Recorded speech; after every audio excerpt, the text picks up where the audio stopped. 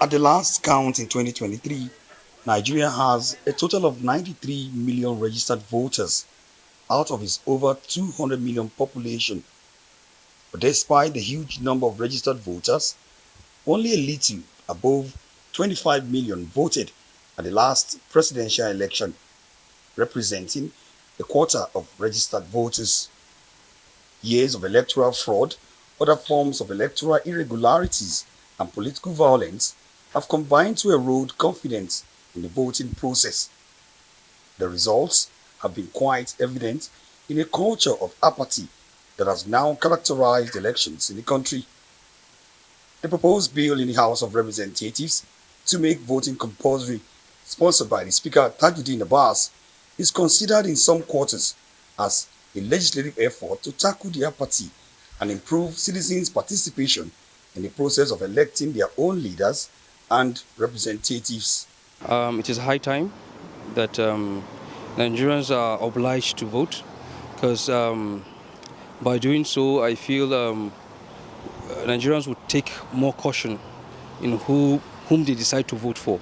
Because if it's compulsory, then not voting will now be perhaps criminal, and they can be, tried and charged. So many persons don't vote these days. I asked some persons, why didn't you vote?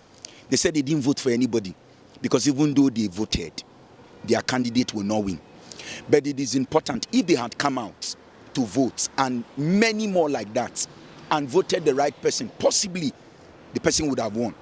But there has been a pushback against the proposed bill, which seeks to also impose a maximum of 6 months imprisonment or a fine of no more than 100,000 naira for Nigerians of voting age who fail to vote during election. Election observer Yaga Africa is vehemently opposed to the proposed legislation on the grounds that voting is a right and that it cannot be criminalized. Many on the streets of Abuja share similar views, questioning how such legislation will be enforced. To others, it is a mere waste of time trying to force citizens to vote without addressing the underlying problems of vote buying and why citizens believe their votes do not count. Voting should not be compulsory for everybody because even if you go out and vote, they still have their own way of doing their magu-magu. So we all think even if we go out and vote, our right is not being protected. They still go ahead and do whatever they want to do. Concerning the proposed bill by the National Assembly to make it compulsory for everybody to vote, I don't think it's a right bill to be passed at this moment. Looking at the lot of challenges that we are being faced in this nation, I think the least of our problem is making up a bill to make everybody vote by force. And let's look at it this way.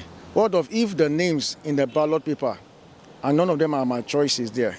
So are you telling me that I must vote even though my choice is not there? The proposed legislation to make voting compulsory for eligible citizens has scaled second reading in the House of Representatives, and it is bound to generate even more controversy in the coming days when it gets to the Senate as it progresses or hits a dead end. Omo Bazwai, Rise News.